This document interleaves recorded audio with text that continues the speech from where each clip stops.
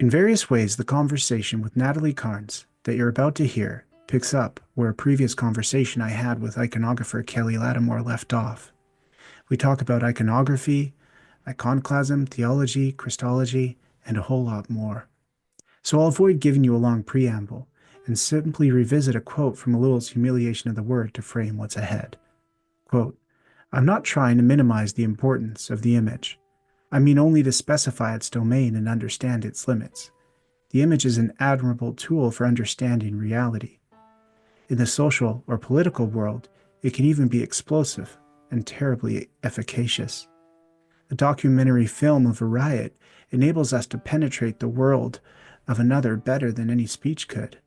But an image is explosive only if the spectator knows what it represents and if it is taken for what it is, a faithful representation of reality. What I appreciate about Natalie's work, and what I think will come across to you in our conversation, is her attentiveness to the respective domain, effects, and limits of aesthetics, and how all of this inherently shapes and is shaped by our theologies and senses of who people are. But before I jump into that conversation, I just want to share a quick update from the society that supports the work of Personalist Manifestos. Our next conference has just been announced, and the call for paper proposals for said conference has just been released. July 14th through 16th, 2026, we'll be gathering at the University of Notre Dame in Indiana to talk about the humiliated word in a time of crisis. Here's an excerpt from the conference and call for paper descriptions. What is the word's status today? In a time marked by division and polarization over politics, medicine, science, culture, or even what it means to be human, often words are weaponized and truth buried under lies. Confronted by such circumstances, what would it look like to attune ourselves to the condition of spoken and written words today? What challenges and possibilities might emerge if we take the word seriously, even imaginatively and hopefully today and in the future? If this description piques your interest, I'll provide a link with more info so you can pitch a paper and join us for the conference. I promise you, it'll be worth it. With all of that said, here's my conversation with Natalie. Okay, so we are recording. Welcome, Natalie. It's really awesome to have you here. As we always do, just start very simple and complex. Tell us a little bit about yourself. Who is Natalie Carnes? Yeah. Well, thank you, Michael. I am delighted to be here.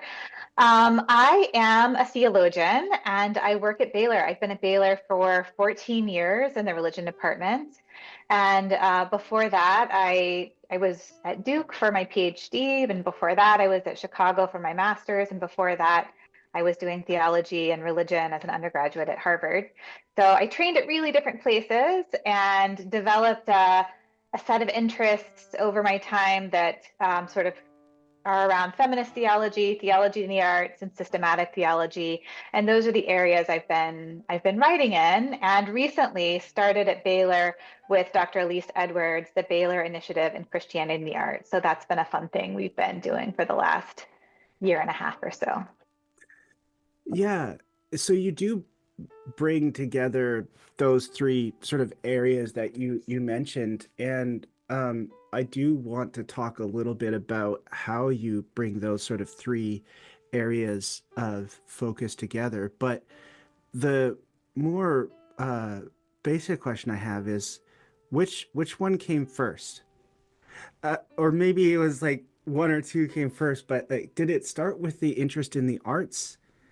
Did you Mm. just, stumble into feminism one day and systematic theology, or did you were 5 years old and you're like, I want to be a systematic theologian? Theologian? Like, what, where did it all start? Because I don't know. I always find it interesting. Like, how do people end up in theology?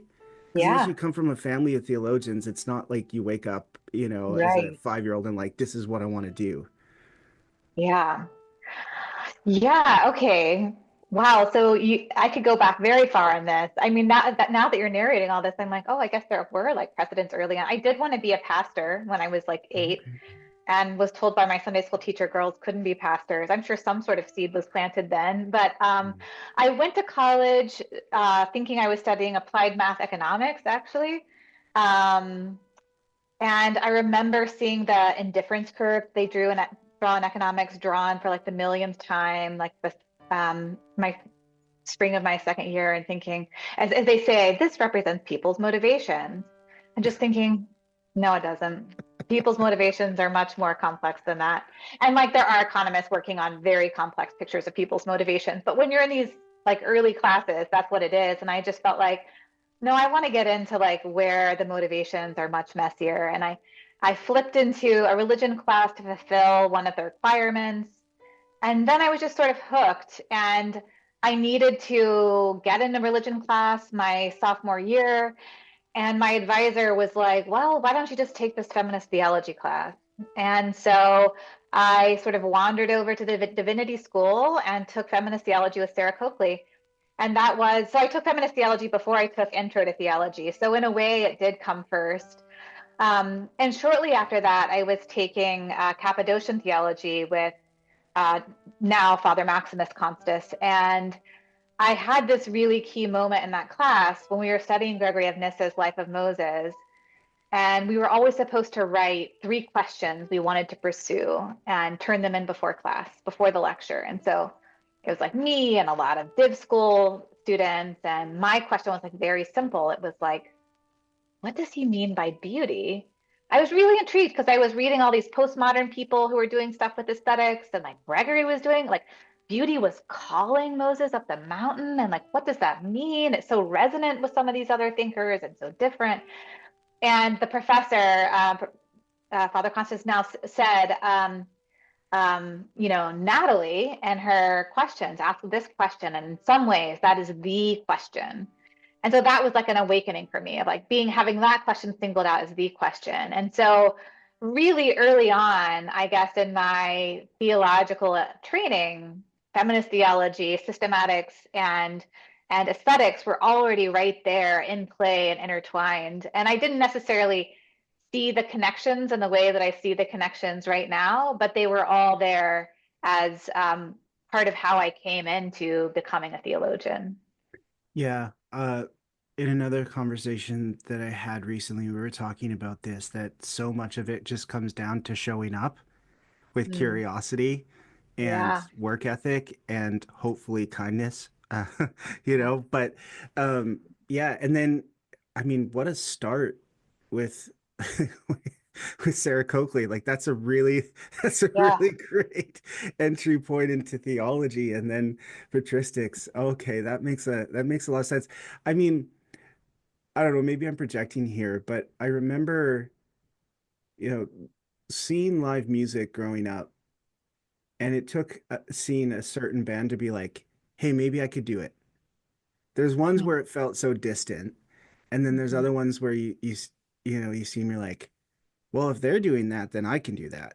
And Yeah. that usually means that you're onto something, right? Mm, yeah. Was it kind of like that with, the Coakley class, where you're like, it almost like shows you what is possible that you knew was possible all along, but it like puts language and like a name to what is possible. Mm.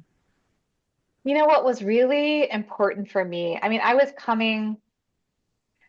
came to Harvard from Conroe Bible Church in Conroe, Texas. And Mm. there was a lot of great things about my upbringing, and it had a very particular understanding of what it meant to be a Christian, which was shared by almost all the people around me and involved very constricted gender roles.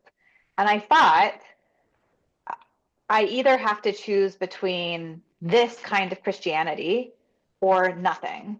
I have to choose between this or then I'm left with nothing. And the way that Sarah Coakley taught that class is the first half of the class was going through different historical moments in the history of Christianity. And then those historical moments get picked up and sort of formally reflected on for their doctrinal implications and debates in the second half of the class. And it was like that first half of the class of just being like, wow, Christianity and its negotiations of gender have looked so many different ways. And like, yeah, so there was a way in which it opened up my idea of how I could imagine myself, not just into theology, but really into Christianity, because I was um, in a kind of precarious place with my faith at that point. And so having this sort of world opened up for me that like it's not just that like genders looked all these different ways, and the kind of more open understandings of gender are the more compromised versions of Christianity, which is maybe my prejudice going into the class. It was like, oh no, and these open understandings of gender come out of like a deep pursuit of faithfulness. They come Mhm. out of an attempt not to like, I kind of do want to do what I want to do, but also be a Christian, but like, oh, to be a Christian calls me into this this more labile, this more sort of open understanding of gender. So that was how that class, yeah, helped spark my own imagination. I think that explains a lot with what you're doing with the theme of attunement and not rejecting, the quote unquote great tradition wholesale, but Yeah. working within it in a particular way, which we will get to. I really looking forward to talking about that. But as starting more from the start, as it were, um, I want to talk a little bit about method.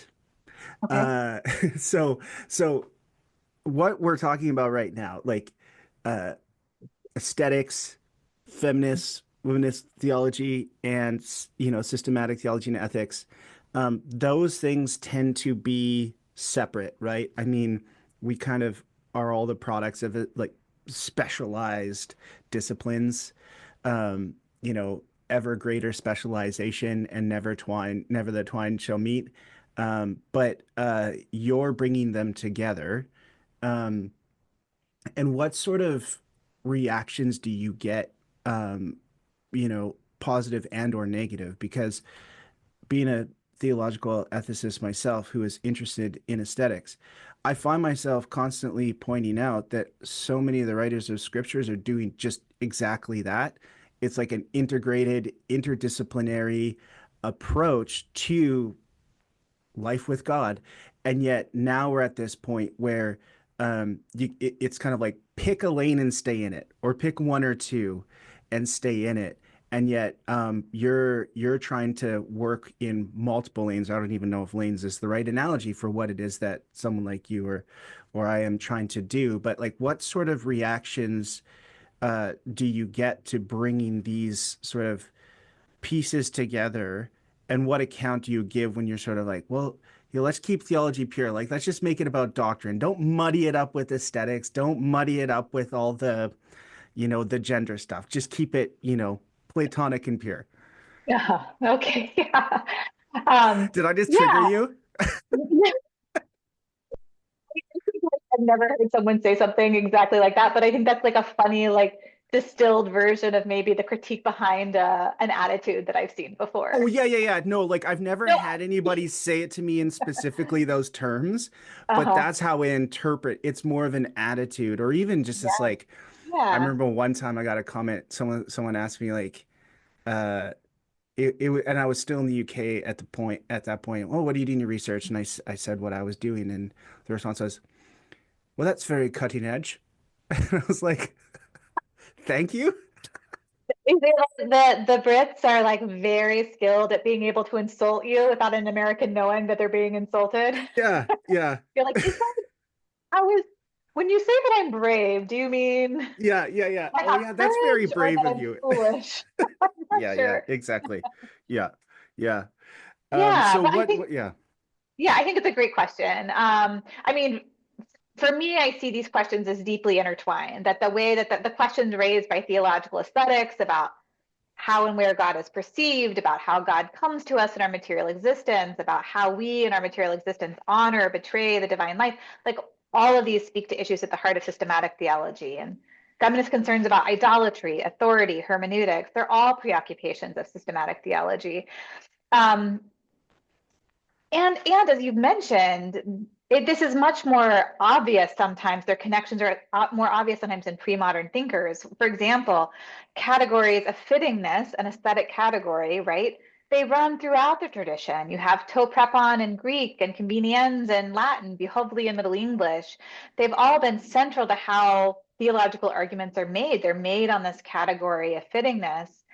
And aesthetics gets more sort of marginalized in modern theology, with the exception of like the 20th century Maritain and Balthazar. Hmm. sort of make it central to their own work. And I found that actually marginalized groups often claim aesthetics as a form of authority, which is part of my argument in Attunement about feminist theology and gender. Um, and just that these questions that feminist theology as an anti-idolatry project, for example, is both doing something that's at the heart of systematic theology, and it's doing something that's of interest to theology in the arts. It's about the distinction between images and idols, for example, Hmm. and reflecting on authority, which feminist theology is always interested in doing, was part of what theologians were doing, especially for the first several centuries. Is there like what does it mean to have authority? What carries authority in the Christian tradition? Ignatius answers this by saying, look, when you're all unsure about what you believe, you look to the bishops, and then Nicaea happens because what happens when the bishops disagree? And then you discover that you form a council, and then by the Seventh Ecumenical Council, you're having multiple councils saying different things, and you have to decide, well, what happens when something claims to be a council but is saying the opposite of another thing that claims to be a council? So anyway, these questions have just run the history, really, of Christian theology. And I think that the attempt to create a kind of pure theology that sanitized of these messy aesthetic and feminist concerns is really a theology that's cut off from its own history. So that said, not necessarily everyone sees it the same way. And I do find I sometimes get condescending or alarmed feedback, less now, but more earlier in my career. I still get some now, but if you read some of my early reviews, you might note some of them a real note of condescension from theologians who are not fully convinced that what I'm doing is real theology. Like one of the big reviews of Image and Presence kept calling it personal and subjective rather than analytic or properly theological. And interestingly to me, someone who does try to be in deep conversation with the tradition, my orthodoxy is actually often questioned.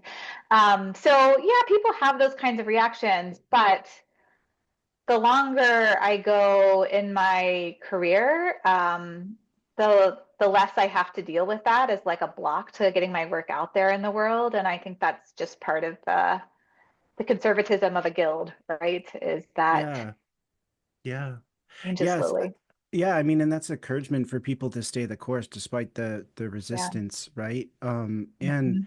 I think one of the things that I often ask students when we talk about theological method is I ask them, is it possible to do theology or is it possible to do biblical studies without philosophy? Hmm. What do they say? They really wrestle with it Yeah. because a lot of them, given the sort of tradition that I'm embedded within, are told, well, don't even get into the theology stuff. Just take the Bible for what it says and try and live it out. But then also there's like, well, we should have some interest in getting our doctrine right. Mhm. But to suggest that you're bringing philosophy into any of that is a bit of anathema. But then I'm like, okay, well, let's talk about historical grammatical. That's a philosophy of history, Mhm. right? That's a particular philosophy of Mhm. history that says, oh, well, let's trust Mhm. the archaeologists to tell us what happened at this point in time. Mhm. And then we believe that the artifacts that were dug up or this papyri that was found or whatever somehow mediates God's divine self-disclosure. And I'm like, that's pretty cool. And I think it is true that it's worth studying some of these things that are like just bits and pieces sort of buried within creation that mediate who God is and who the people of God are to us. But like we don't think of it that way.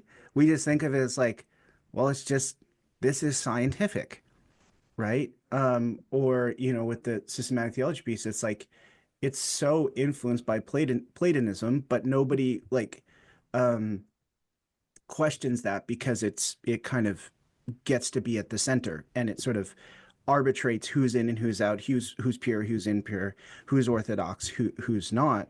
But from outside of that center, there are people who are calling that into question and saying, no, you're just as contextually shaped. It's just that when you're questioned on it, you get to pretend that you're not. Like we're all contextually shaped. And then my argument is that the moment that the incarnation happens in time and space, well, then everything becomes messy and contextual. So like we're given like permission, divine permission via the incarnation to take context and creation and materiality and our sensory reality and aesthetic seriously. And maybe arguably from the calling of Israel as God's people and God's history with Israel and guiding God's people. God's always embedded in a particular story. Yeah. There's never a moment that's free of that kind of contextualization. I want to talk about your latest book, Attunement, Mm. and how that relates to your other books like Image and Presence, Motherhood, Beauty, and so on. Having read your work, it seems like Attunement is kind of the at the end of those where it's kind of a thesis statement of what you're up to in those other ones. Is that reading you rightly? And if so, can you talk about what you're up to in attunement, how you're using this theme of attunement in your work? Yeah, thank you. I think that's a really perceptive question. Of course, it's a thesis statement. I think that's a good way of putting it, but only in retrospect, because it's Yeah. not that I always knew I was building to this work or anything. It's sort of I'm feeling my way through to the next project like most of us. But yeah, so I think about attunement as I define it in the book as like an aesthetically invested and constructively oriented mode of reading and writing. So that through attunement, feminist theologians, they draw on the affordances of a text or artifact and they build new positive affordances into the text. So this means that it's a picture of the meaning of a text or an artifact, where the meaning doesn't inhere in that text or artifact, but can be co-created and intentionally re-co-created. And it centers aesthetics, so that through attunement we pay attention to aesthetics, to the literary, the artistic, the sensuous conditions and aspects of a text or artifact, and we pay attention to the creative, artistic, and literary possibilities for engaging them, with the aim of transforming the text to create a world more conducive to the flourishing of the gender marginalized. So that's like a brief précis of like what attunement is. Mhm. And I think it is very closely related to my previous work. I mean, most most closely, it emerges as a reflection on what I was doing in the motherhood book, which immediately preceded. I wrote a book called Motherhood: A Confession, where I'm in conversation with Augustine's Confessions, in a kind of more memoir-like genre. And I was doing this weird genre stuff and realizing other feminist theologians were also doing weird genre stuff. Elizabeth Johnson released an Anselmian dialogue, for example. And I was like, what is this weird genre stuff doing? And why these kind of aesthetic investments?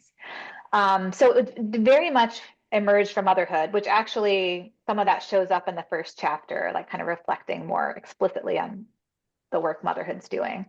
But it also is related to the work I did in image and presence, thinking about images and idols, iconoclasm and iconophilia. The way I think about different strategies that feminist theologians have used for engaging the patriarchal inheritance that constitutes the bulk of the Christian tradition. Those I name one of them as critique and one of them as attunement. There's also avoidance, but critique and attunement have a lot of affinities with the ways that I'm thinking about image breaking and image making, iconoclasm and iconophilia, and image and presence. There's like a real similarity between the work I think iconoclasm and the work critique does.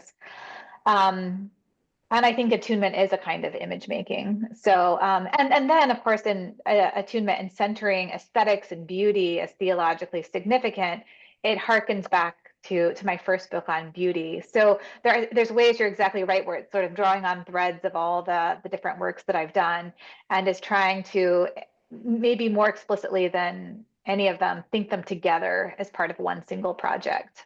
Yeah, yeah, for sure. And this goes back to the sort of first question that we were working through, right? Is what happens when you are born into a particular tradition and uh, there are both real positives and real negatives to that. Mm. And do you just leave it all together? Do you take it wholesale? or is there another way in which we become attuned to this tradition and the positive inheritances and the negative ones? But if all we're doing is critique, if we don't just leave it all together, what does that give us in the way of like a constructive account of moving forward? And not only like in your own tradition, but within the wider tradition of theology, of like, questions around why would you bother reading Augustine? And then some people are like, well, why wouldn't you? The greatest ever. And it's like, what if we take a more attentive or attuned approach where we say, well, number one, the influence that he's had on Western theology is massive. And number two, although there are very seriously problematic elements in his work, there's also very beautiful elements within his work. And how do we work with that work in such a way that we don't just sort of extract the beautiful parts and like put it here and like critique there, but actually engage in a dialogue that produces something different, right? And I this is why I found your earthworm analogy very helpful. So do you want to talk about your earthworm analogy and how that sort of gets at what we're talking about here in a little bit more concrete terms? Yes, my husband's a gardener, so he was so pleased to see me finally feature worms. And I mean, he's been trying to get me to be interested in his worm composting for years. I think there's like red wrigglers in our fridge right now. Um, but yeah, worms were helping me think about this question of how a feminist theologian negotiates this patriarchal inheritance. And as you said, you inherit a theologian like Augustine, and what do you do with that? And one of the real things that I'm concerned about is, in addition to the questions you named, like what Augustine continues to move in the world and shape our theological imaginations and our sort of Christian vocations and relations to one another, and who's helping to mediate that Augustine, right? And one thing about feminist theologians, well, I want feminist theologians to be part of that project, basically. So I sort of identify in the book early on, there's avoidance and there's critique. These have been the two main modes of engagement, and they've been really important. They've helped build the field of feminist theology because critique is a way that feminist theologians identify the patriarchal structures of domination within a text or artifact, and therefore keep us from repeating those same patriarchal structures. Um, and then avoidance is a way of finding more constructive resources, either by finding the better bits of Augustine or the better bits of Thomas, or by just finding resources in less patriarchal theologians. Maybe it's someone like Julian of Norwich or Hildegard of Bingen, or maybe it's going to gender studies or a different disciplinary conversation partner altogether. And that's important too, because it amplifies more generative voices in the theological conversation. And I think that's something that we need. And yet, by themselves, these two strategies can't do this kind of work of transformation. So I think about this work of transformation on the analogy of the earthworm, which is, as I have learned, a semi-aquatic creature with a really sensitive epidermis that is actually not real well suited to topsoil, because topsoil is sort of naturally it's drier, it's sort of near the sun. But what an earthworm does is it sort of brings leaves and other sort of things on the floor of the earth into the topsoil.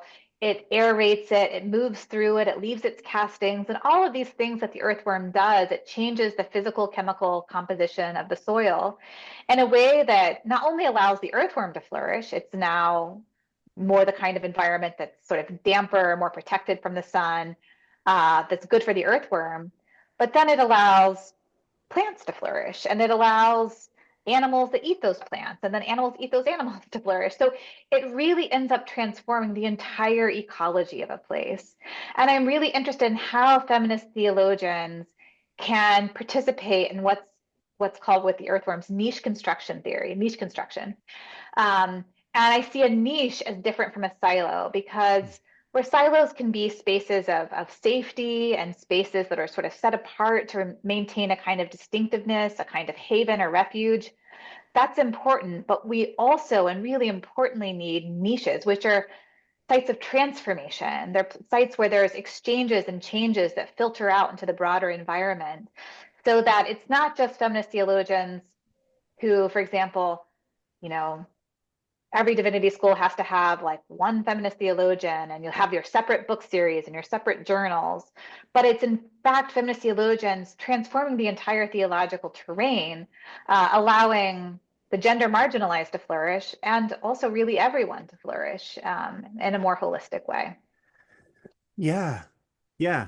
Um, I have lots of thoughts, but I mean, the first that comes to mind, I mean, that's precisely what Israel does, right? Like with the creation narratives. It's not, beware of their mythologies, beware of their stories, be like maybe, but also how do we process these in such a way that we enrich them and we actually subversively say something quite compelling by processing this as compared to just uh, rejecting and doing our own thing, right?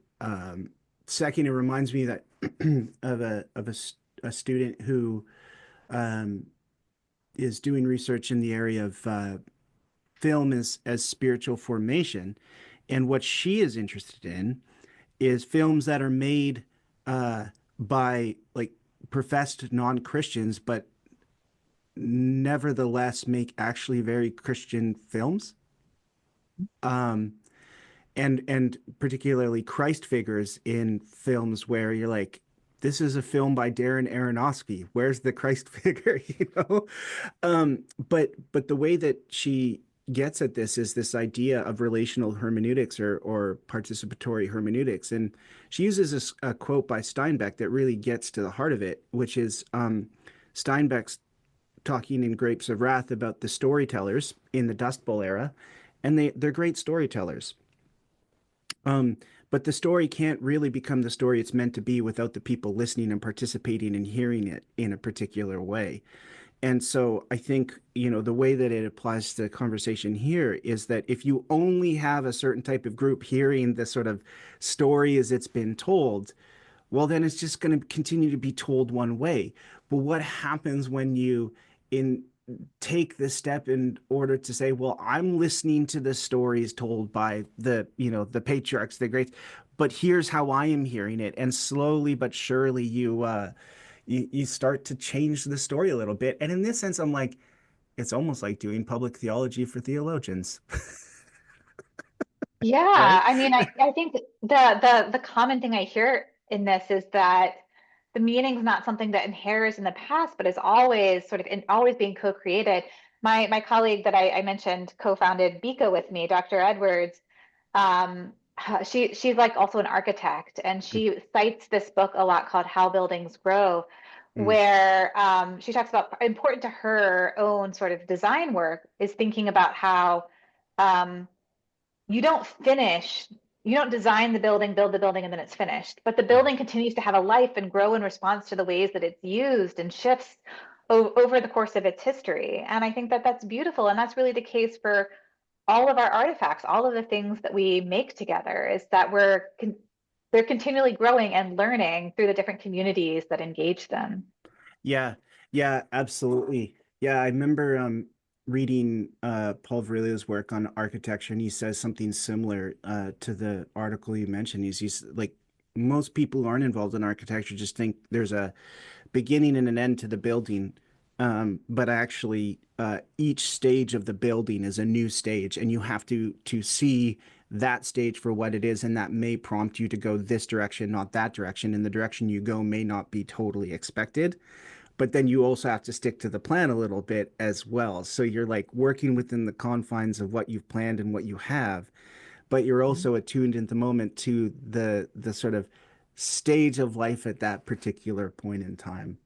Mm. Um, so how does this then uh, offer an alternative to just worm theology, full stop, right? So the type of theology that is critical, yes, but also constructive, and I think more generative than the type of theology that you encounter where it's kind of relying on the affective power of fear or shame to mobilize as compared to what you're doing and what sort of change and maybe mobilization you're trying to generate. Because I read the Earthworm theology. I'm like, okay, I think that's what I'm trying to do. But it also feels like, sometimes we're doing that in the worm theology world, doctrines of total depravity and, scaring people into conversion and all that sort of stuff. Do you see yourself? I don't know if that's in your mind as you're sort of working through this earthworm image and how it plays out in your work, but it did occur to me that that was a possibility.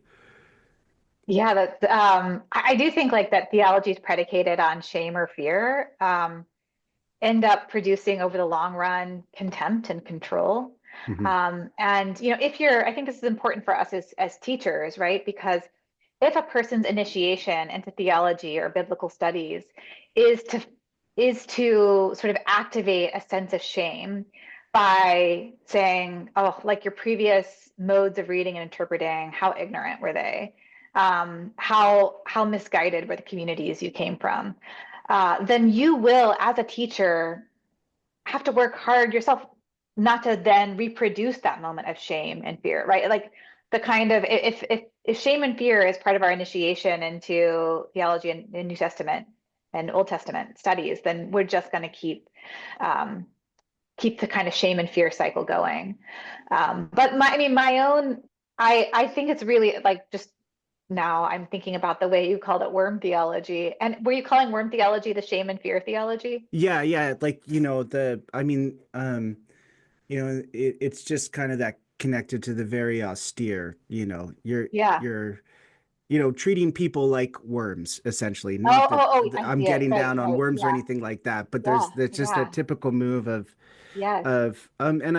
and I do think it explains a lot of where we are in North America right now is like if you build a religious culture based on fear and shame to mobilize people into to coming forward for the altar call, that may produce immediate sort of responses, but God did not design us to be in that mode of fear and anxiety and shame for the long haul. Like that leads to burnout. So you're constantly in this state of being afraid you're going to mess up or you're going to be found out or whatever.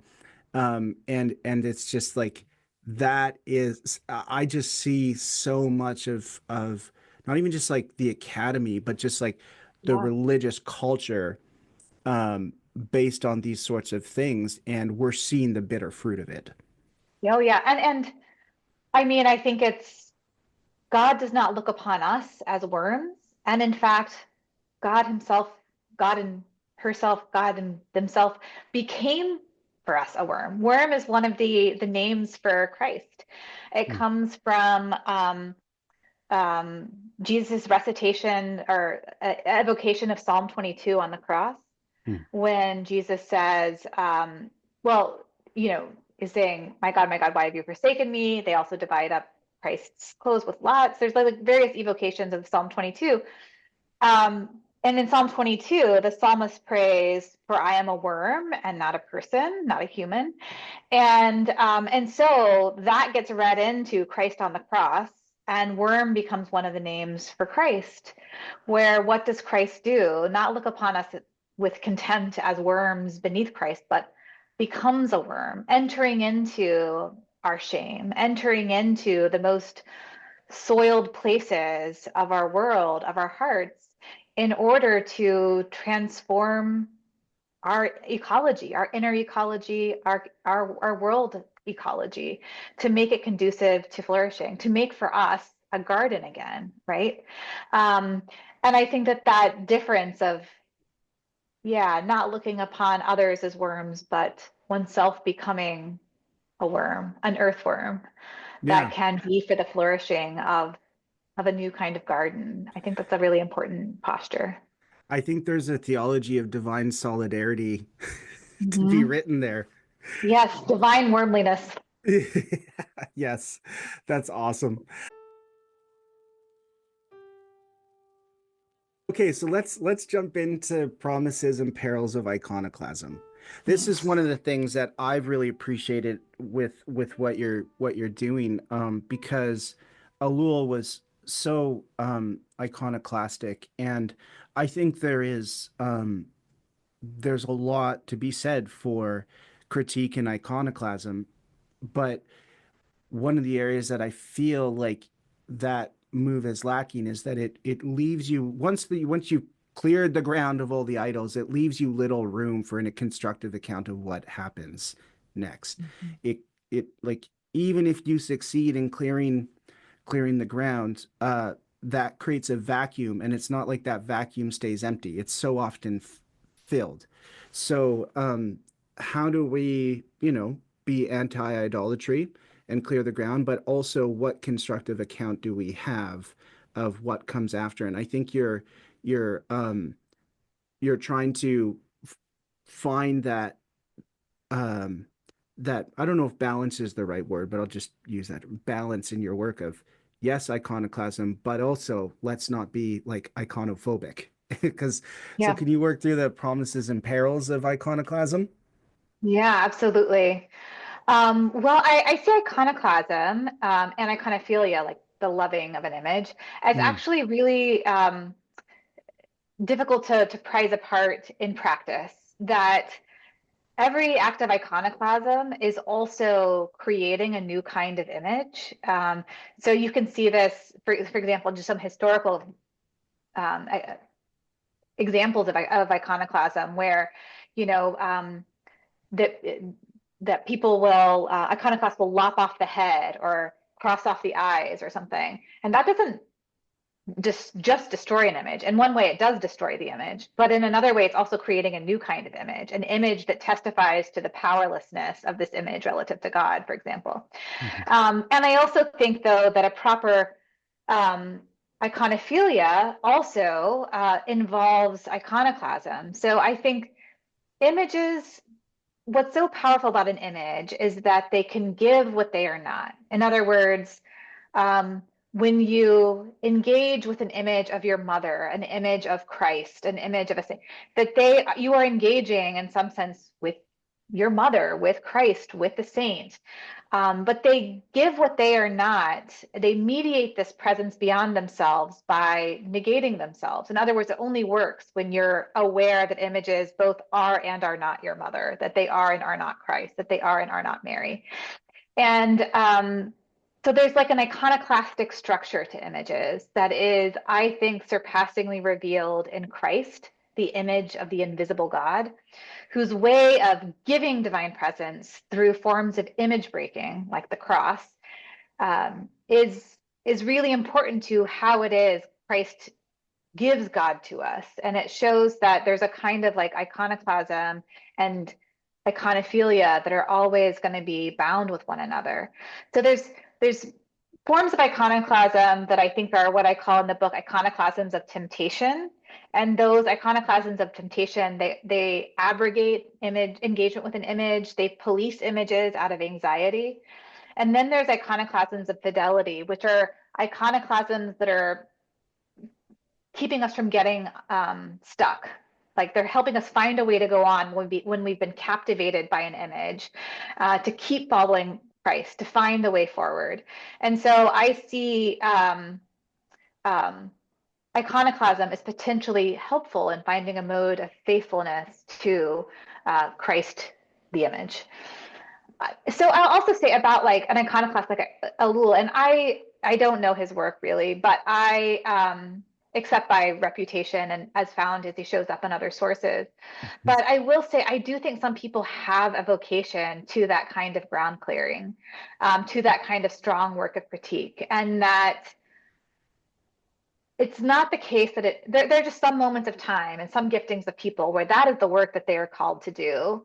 And the mistake isn't like, well, Ellul should have done these other things, but like, well, maybe that's our task is to take up Ellul's legacy by, well, doing two things. One, I think I would be interested in whether his work of iconoclasm has on its back, on its other side, some kind of image making that it's doing, some Mhm. kind of vision that it's casting. And two, like maybe it's up to people like you and like the podcast to continue the work by articulating that constructive vision.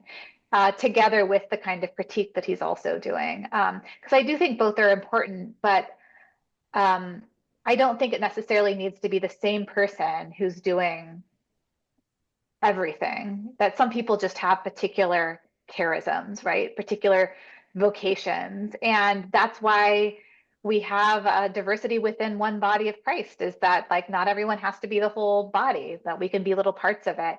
And we need one another in order to make our gifts like more salient, more grace filled, more gifty. Yeah, absolutely. I mean, I think that's totally right, and I think one of the things that I often say when people are reading Ellul for the first time is he doesn't always mean what he says and says what he means, insofar as grouchy as he can seem, and as iconoclastic he can seem. Um, he was very influenced by Kierkegaard in the sense that he's trying to provoke a reaction. So when he comes down as hard as he does on iconography, um, or artists, what he's trying to do is provoke a reaction, and every once in a while he will give a constructive vision of what things could be. Even then, it's often framed in negative terms of like he's very interested in the possibility of symbols, and he says in a technological world, symbols become shut down. Mm, And but he says the role of the artist is to work with symbols, um, and in that, speak, um, well, in attuned terms to our surroundings, or in some cases prophetically. But you can't do that if you're so saturated in technique and technology that you're not representing reality for what it is, but in symbolic terms.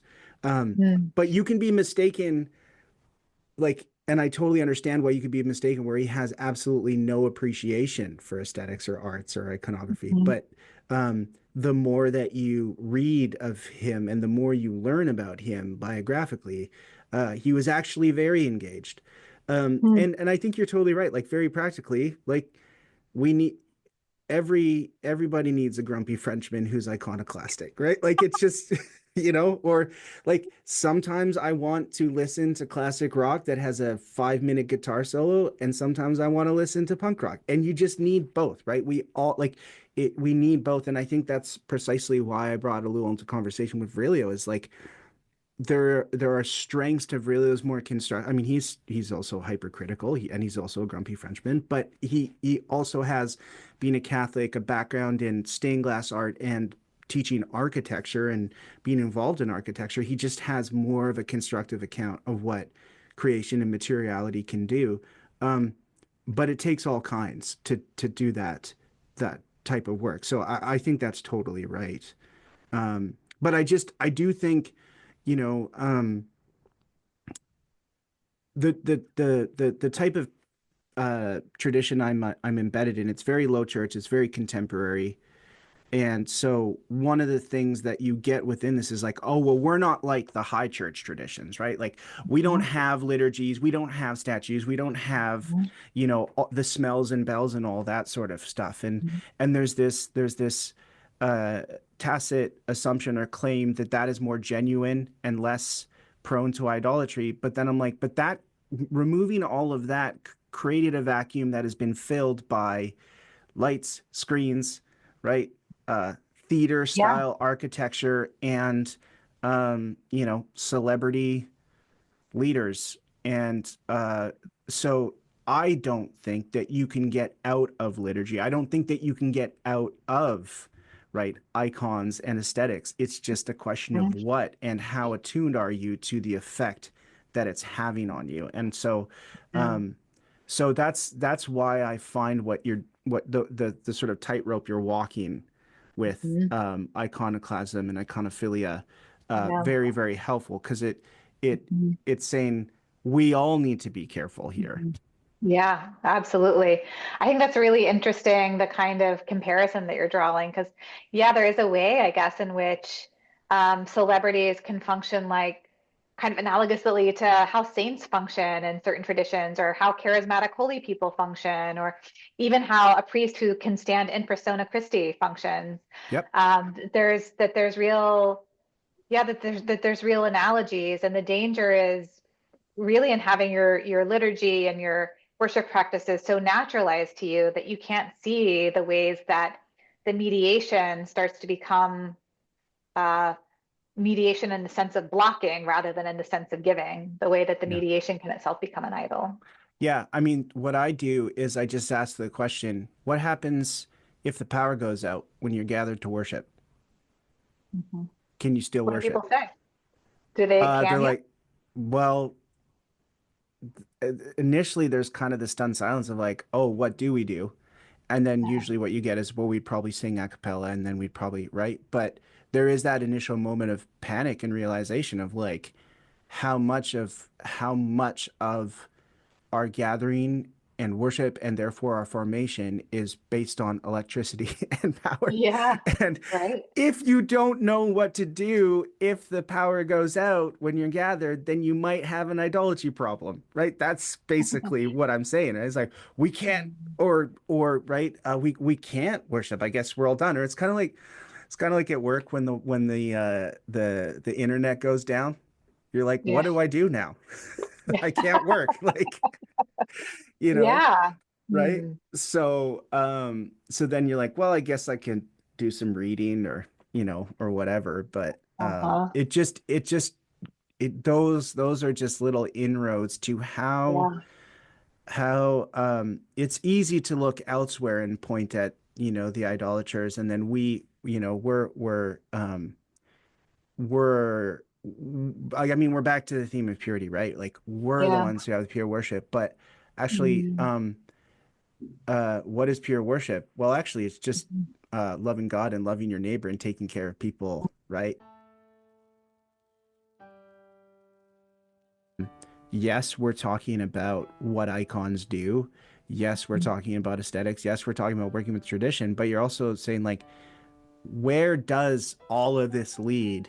It doesn't, maybe it leads to an art gallery, but it also leads to those who the world calls least of these as Mhm. well. And those are like Mhm. the living images of Christ Yeah. among us. Do you want to talk a Yeah. little bit about that? I mean, you have this line of, what is love?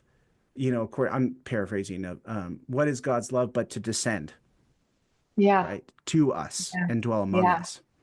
Yeah. I mean, so I'm, very steeped in Gregory of Nyssa, and the Cappadocians, they preach on Matthew 25:31 through 46, which talks about the least of these a lot. And they talk about the poor as bearing the prosopon of Christ, as bearing Christ's own face to the world. And I think it's really interesting because the logic that's being articulated in Matthew 25:31 through 46 about whatever you've done for the least of these, this you've also done for me, is the logic that is used to defend images, which is the logic that's used to defend worshiping Christ. So, um, yeah, so Basil actually uses it when he says he's comparing the way that people worship an image of the emperor, but the honor goes to the emperor, not to the image. And he sort of compares that to Christ, of how you worship Christ and the honor is for the glory of God. And then it gets taken up in later image controversies several centuries later to say, and the when we venerate an image of Christ, that veneration actually goes to Christ himself. And that logic, that's the logic of Matthew 25, right? That whatever we do for the hungry, for the sick, for the imprisoned, for the stranger, this we are doing for Christ. And that it's in our act of mercies that we discover the face of Christ on earth. It's in the act of mercy that we encounter Christ, and we sort of enter into Christ's own movement of mercies. So I think that's really important, and hints at a connection that's been really important to me throughout my work, which is what art has to do with living in need and poverty, and what images have to do with mercy, um, which is a kind of vexing question for the Christians. If you take Jesus's calls to mercy seriously, then what are we doing with our? And I've since the beginning been really thinking about that. Where is where does Christ reveal, what does Christ who is beauty reveal the beauty of God on the cross? What does that mean? It's a question that's been with me from the beginning, and it's one that I've been reflecting on more explicitly later Hmm. now. Yeah. Yeah, that's a question that I could spend a lot of time reflecting on. Um, Mhm. just one final question for you, and it relates to a particular piece or pieces um, that you've looked at in your work, or that or more recently that you find really compelling that help you reflect on these types of questions. Is there anything that comes to mind? Yeah, I mean, one of the pieces that I've reflected on in a couple works, but especially in Attunement, is Mark Dukes's image, Our Lady Mother of Ferguson,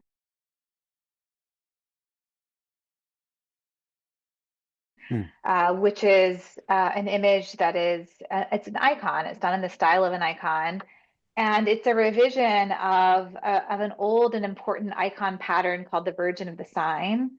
And I'm thinking about in my book the ways that it helps address some of the deepest feminist problems with the field of Mariology, which Mariology is a field that's vexed feminists for decades. And in that image, it's just such a powerful image. So in the Virgin of the Sign image, you have Jesus, you can see Jesus in utero and Mary, and Mary's praying. And in Mark Dukes's version, in Our Lady Mother of Ferguson, Jesus has his position in the position of orans or prayer, like kind of with the palms raised up, or are his positions in the hands up, don't shoot? You can't really tell. There's an ambiguity. And Jesus is overlaid with a cross, which you realize as you look at the image are also the sights of a gun. And the way that this image holds together deep tragedy with transformative promise, the connection of the historical with with the transcendent, I think is really powerful. It does so in ways that resist the kind of white colonialist Mary, whose enthronement holds in place a female male binary and a cult of the white lady, all the things that feminists have been really concerned about. And it gives us a different picture of Mary, Mary, who's the mother of those suffering from gun violence, Mary, who is deeply present in the tragedies of our world, Christ, who's deeply present in the tragedies of our world. And it also uses the kind of some of the typical forms of an icon, like a halo, gold leaf, in order to signify that that tragedy is not the end of the story. And Jesus has like the kind of sacred heart, like Jesus is all silhouetted in black, but also has like a red heart encircled with thorns. So it's like the sacred heart of Jesus. And even though the gun is trained on it, the heart is undefeated. So there's both like you're right there in the midst of the tragedy, and yet you're also not in the midst of that tragedy holding on to the promise at the same time. And I feel like the way that that image shifts how it is we can relate to Mary, where we find Christ, is a really beautiful example of an image that is itself doing the work of attunement and asking us to enter into the work of attunement in our own lives as well. Yeah, yeah. I'll be sure to make sure that that image is in the video when it's edited. Um, but it almost is. I appreciate your descriptions, and it reminds me of how you're saying an image works when it becomes a a, a site of revelation, right? It's not referring us to some transcendent beyond a la Kant. It is opening up Yes, um, to a reality and a revelation in the here and now. So absolutely. it's a window, but it's like a window facing like outwards in your vision. It's not upwards, right? And that image, the way you describe it, it makes me think about like the first part and the second part of the Magnificat and where so many homilies end, right? Because you're right, like Mary is vexed territory, and having preached on the Magnificat around Advent time, I was like, you start and, it normally stops as, and he has looked with favor on his lowly servant, right? And you're like, this is where it normally stops. And we pat Mary on the head and then we say, look at you. But you're like, let's keep going, everybody. Yeah. Sending Them's the the rich full, away empty. Yeah. yeah. So Yeah. it's like, and I think, and like the rulers are being overthrown and turning stuff down. You're like, wow, yeah, she may have been young, she may have been, but like she's got fight in her. And so how then do we make sense of this? Hopefully we hear it as good news, but some Yeah. people don't. And if you hear that as a threat, like where are you at? But I think an image like the one you're talking about, kind of given its association with the traditional icon, it kind of like starts there, but it like moves you into the second half Mm. of the Magnificat. And in that sense, it's a really great example of what images can do and are doing. Yeah, and how transcendence works, like you were sort of suggesting there, that the transcendence doesn't mean that God is up there or over there, but that God is here, there, within us, with us, that it's a picture of the historical is not something that's sort of overridden by the transcendent in terms of its importance, or nor is the historical in and of itself just magnified to transcendent importance, but the historical is sort of opened up to the transcendent, that the historical is taken up into the purposes of God, whose redemption and kingdom is yet to come fully. Yeah. Amen. Well, thank you for your time. For people who are interested in following you and your work, where can they follow you? Are you on the social media? I do not have a strong online presence. I have like an outdated website. I'm Okay. on Facebook. And my Baylor faculty page has some links to things. I am this summer moving to Duke, so my faculty page will just be up there for a little bit longer at Baylor, and then you'll find it over at Duke. And maybe one of these days I'll update my website. It's nataliecarnes.com, so pretty easy to find. Okay, great. Well, I'll make sure to put all the info in the show notes so people can check out your work. So thank you for your time. Thank you for the work that you're doing. I really appreciate it. Yeah, thanks, Michael. I enjoyed it.